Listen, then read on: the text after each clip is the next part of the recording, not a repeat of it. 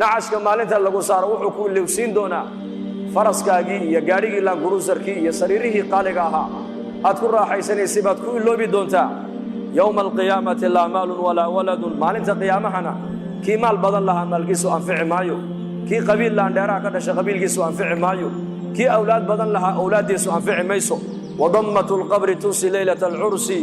mar allii marka qofka qabriga la dhiga buu rasuulku noo sheegay xadiis kale qabrigu sidaa buu iskugu yimaadaa deedna feedhaha qofka ayaa sidaa isku dhaafa haddii qabriga isku yimaadkiisa nin ka badbaadi lahaa buu nebigu yidhi sacad binu mucaad baa ka badbaadi lahaa buu rasuulku yidhi calayhi salaatu wasalaam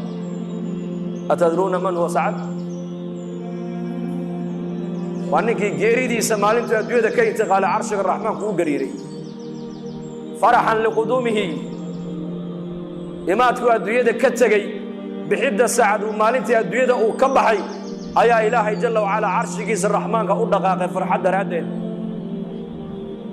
jibriil baa soo dhaadhaco nebiga u sheegay oo yidhi nin asxaabtaada ka mid ah ayaa go'ay oo ahlu samuhuna ay ku bishaaraysanayaan imaadku adduunyadii ka yimiday markaa buu nebigu sara kuxuu yidhi yaa jibriil sacad binu mucaad baan u malayn buuhi inuu go'ay deedna uu soo degdegay nebigu calayhi salaatu wasalaam ilaa saxaabada rasuulka kabihii ay gashanayn ay ka go'een markaasay nebiga soo gaadheen markaasay idhaha yaa rasuul allah socodka waa nagu daalisee markaa buu nebigu yidhi haa waa nigu daaliyey sidii xantalo malaa'igtu ay ugu maydhay inay sacadna hortay u maydho ayaa ka cabsoonayo inaan sacad gacantayda ku maydhaan u soo degdegayay buu rasuulku yidhi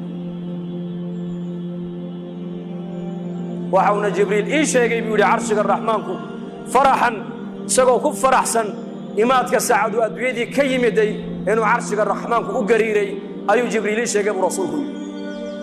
markii janaasadii la soo saaray la qaaday bay munaafiqiintu yidhaahdeen meydkan fududa markaasuu nebigu yidhi ha odhanina sidaa war ma haysaan idinkuye 70,000 oo malag ayaa maanta arlada u soo daadegay maanta ka horna malaa'igtaasi arlada maynan iman sacad binu mucaad janaasadiisa ka soo qayb galana weyniili sidaa buu rasuulku yidhi markii qabriga la dhigana nebigu wuxuu leeyahay qabriga isku imaadkiisa haddii shakhsi ka badbaadi lahaa sacad binu mucaad baa ka badbaadi lahaa buu rasuulku yidhi wadammatu lqabri tunsi leylata alcursi habeenka u horraysay zafaafka waa habeen taariikhda ku qoran weeyaan habeenka u horraysay nin kastoo dhallinyara uu gabadhiisa zawjadiisa xalaasha uu la aqalgale iskugu horreeyeen habeenkaa waa habeen taariikhiya weyn lama iloobo laakiin isku imaadka qabrigu isku imanaya marka u horrayse lagu dhigo habeenkaasaa lagu halmaamaa buuhi ninka shaacirku aaway shucuurtaa iyo dareenkaasi maanta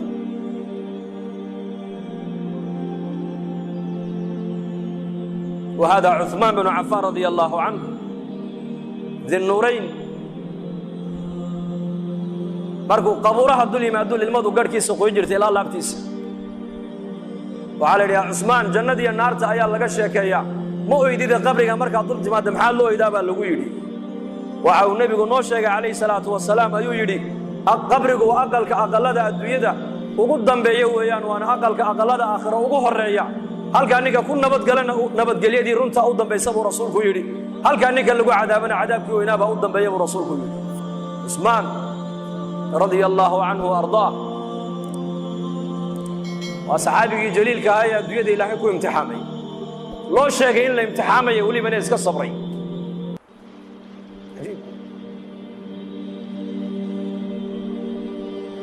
beertii nebigu uu ku jiray buu albaabka loo garaacay nebiga abaa muusa alashcari baa iridda taagnaa markaasuu nebiga u sheegay yaa rasuul albaabka waxaa garaacaya abibakar markaa buu nebigu yidhi soo gal ka dhe abubakar jannana ugu bishaaree haddana abaa muusa halkii buu fadhiistay haddana waa la garaacay waayo waa cumar waa kuu soo idan qaadiya u kaadiya yaa rasuulallah cumar baa albaabka jooga soo gal ka dhe jannana u bishaaree haddana waa la garaacay yaa rasuulallah waa cusmaan baa albaabka taagan u bishaaree janno balaayaha siibi doontana u bishaaree buu rasuulku yidhi markii loo sheegay la yidhi nebigu jannana uu kugu bishaaraynayaa adduunyadana balaayo iyo masiiba kugu dhici doontaa wuxuu ku jawaabay allahu lmustacaan aad safka hore ku wada tukataan ama mid meelahaas ka barjeeyo qaraabadiinna hadduu 2 jeer ku yidhaahdo warniyo manaan baan kugu arkado baabur kula qallima ka warran waxaad odhan war adu noloshidaad ka xuntay daa'in karqabaad hee soo ma waad ka raacabsan waa mid meelahaas ka barjeeyo qaafila oo masaajidada iyo diintii ilaahay cilaaqa la lahayn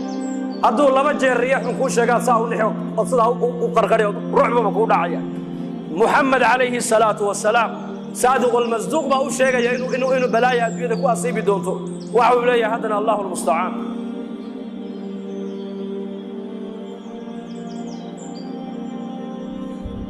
وهذه فاطمة بنت محمد رضي الله عنها سيدة نساء هذه الأمة في الجنة أزواج النبي عليه الصلاة والسلام والنبي قد أحفر ديو أي فاطمة النبي أصوغ شيء ويكفر يستي ويدنكتي ودنكتي النبي عليه الصلاة والسلام من انتيسي مرقاسو كالي فاطمة يرمى أخو شاقي دكتو أخو شاقي وعيت الوان للما قد هذا فاطمة عائشة أركيسة أم المؤمنين رضي الله عنها مرقابو النبي يقول هذا كالي فاطمة أريك أنا أخو شاقي دكتو أحكى له أخو شاقي إسلام أركيبا فاطمة هذا هو يقص الشيء إيه فرحة عائشة مالين دنبا ويردي oo diraarintii maalintaadii aabahan dhexmartay ee marna ku ooyday marna aad ku farxaday ii sheeg markaa bay tiri hooyo ku sheegi maayo sirtaas aniga iyo nabiga naga dhaxayso kuma sheegayo walaakin Aisha may halmaamine markii nabigu kaleey salaatu wasalaam adduunyada uu ka intiqaalay ayay maalin u yeedhay ka tiri maadaama nabiga adduunyada ka intiqaalay sirtii adii nabiga naga dhaxaysa maanta inaad sheegto way ku banaantahay ii sheeg markaas ay tiri hadda waan ku sheegayaa arrin sirta u horeysay kalilmeeyay waxay hayd waxa uu ii sheegay geeridiisu ii sheegay inay dhowdahay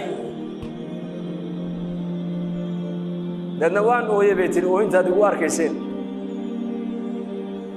sirta labaad uu ii sheegay ku farxay waxay igu hayd wuxuu igu yiri ooyin Faaduma ay aamus miyaanad raalli ku ahayn haweenka ummadda nabi maxamed ee jannada galaya gabadha ugu darajo sarreeyay ugu barwaaqaysan in ilaahay ka dhigay miyaanad raalli ka ahayn raalli baan ahay tiri riwaayad kalena wuxuu nabigu ku yiri haweeney aamus Faaduma ehelkayga qofka dhimashada igu soo xigay oo adiga aamus igu yiri dadna waa farxay bay tiri qof dhimashadiisii loo sheego farxaya ka warramay intuu diyaar garoobay qofkaas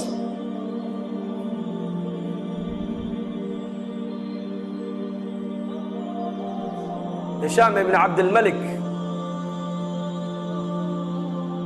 أيا ويا أبو حازم يزيد الرقاشي وعود سؤال بنك ويدين بودا شيخ ما لنا نكره الموت هدانا نقول بقراء النهي ما عندي مشهد وكرهنا بيقول دي مشهد وكعب صناعي زمن كاس وتابع تابعينتي وقرونتي هرويا مدحض أمبا nolosha adduunyada jeclayde caamada muslimiintu aakhirada inay tagaan bay jeclaayeen maanta zamankeenna faqiirka aan gurigiisa caawa waxba aanan oolin inuu aakhirada taga diyaar ma u yahay faqiir hatta quutal yawm aan haysan haddii la yidhaahdo aakhirada diyaar ma u tahay maybe odhan inteen halkaa fadhiday masaajidka joogta haddii halkaa hadda malag isu taga malag oo yidhaahdo intiinaas ilaahay raalli buu inaga noqday albaabadii jannadana waa laynii furay ayaa u diyaaray imikada inuu galo haddii la yidhaha ka warrama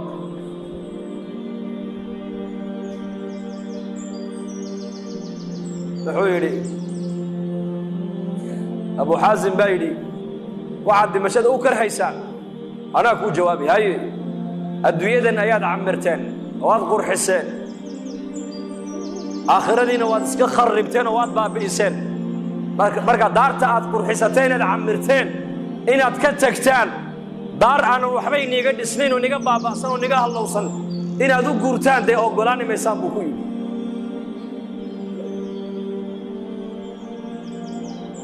dadku goormay aakhirada jeclaanayaan goormay la kulanka ilaahay jeclaanayaan waa marka dadka acmaali ka horrayso waa marka sahay ay ka horrayso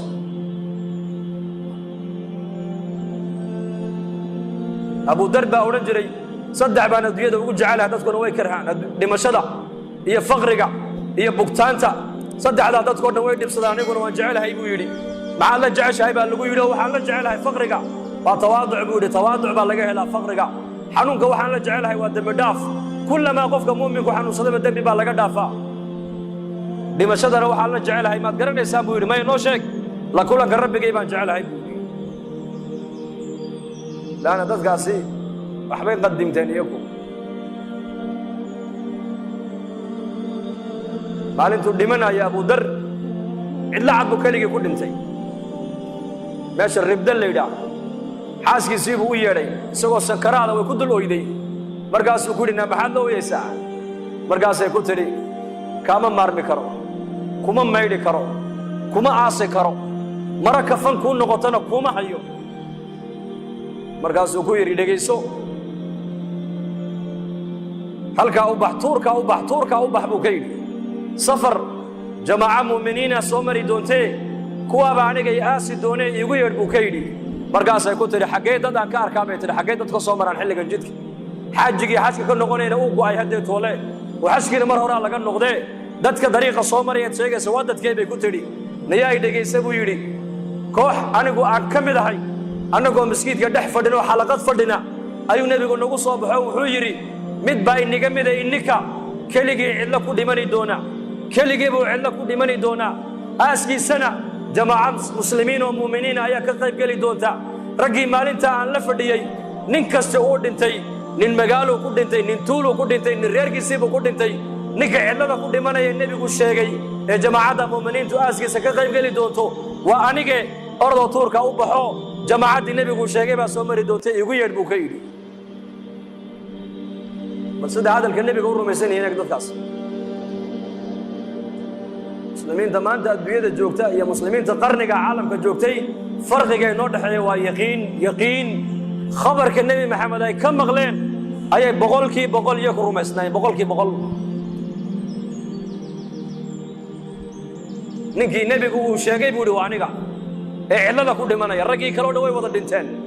tuulo iyo magaalo iyo qaryad iyo reerkoogay ku dhinteen ninka cidlada ku dhimanaya waa anige jamaacaddu nebigu sheegayba aaskayga ka qayb geli doontee halkaa u baxoo joogsa buu yidhi jamaacaddii baad arki doontaaye isaguna sankaraadkii baa haya tuurtaaba buur bay fuushaa xaggaa iyo xaggaa wax ka socday eegtaa haddana way soo noqotaa maradeeda intay qoysay madaxa u saartaa haddana way ku noqotaa siday u noqnoqonaysay bay aragtay jamaacad muslimiin oo dariiqa maraya maradeedii bay markaa sidaa u tidhi baa la dhisi markaa bay soo leexdeen haweenay bay arkeen buurta dul taagan waxay maxaa cidlada ku dhegay waxay tidhi saaxiba rasuulillaahi sal allahu alayh wasalam nin nebi maxamed saaxiibkiiya ayaa cidladaa ku dhimanaya kaalayo ila aasa bay ku tidhi markaasay idhahdeen oo waayo waxay idhahdeen waxay tidhi waa abu dar alghifaariyi radia allahu canhu abu dar baa cidlo ku dhimanaye kaalayo ila aasa markaasay soo yaaceen ay idhahdeen nufdihi biaabaa'ina wa ummahaatina hooyooyinka iyo aabbahay ayaa ku furanaynaaye masaaxiba rasuulillahi baa cidlo ku dhimanaya markaasay abu dar oo sakaraada ugu yimaadeen markay dhulka ka soo qaadeen ee dhabta ay ku qabteen uu indhaha kala qaaday horta wuxuu ku yidhi bishaaraysta mu'miniin baa tiinoo nebiga ina sii sheegay buu yidhi xadiiskii nebigu markii buu bishaareeyey ta kalena wuxuu yidhi dhegaysta laba qof oo muslimiina walaalkood ma dhinto hadday u sabraan oo aynan u ooyin oo ixtisaabna ilaahay ajar ka dalbaan oo u sabraan addoonkaasi naar ma arkee waa niga dhimanayaa maanta oo cidlaan ku dhimanaya nebigaa i sheegee hay ooyine iska sabr buu ku yidhi arrinka saddexaad ee nii sheeg waxa weeyaan mara kafan igu filan haddaan haysto iyadaa kafan layga dhigi lahaa laakiin ma haysto xaaskayguna mara kafan igu filan hadday haysana maradaabaa kafan layga dhigi lahaa iyaduna ma haysatee idhegaysta walaalahayow raggiina meeshaa maraya dowladda islaamka nin u soo shaqeeya hadduu inigu jiro dharka uu sitaa aniga kafan ha iga dhigini buuhi kafan ugama barin dharkaas muxuu dhowrayaa xaaraantuu ka dhowrayaa jidhkiisa inay taabato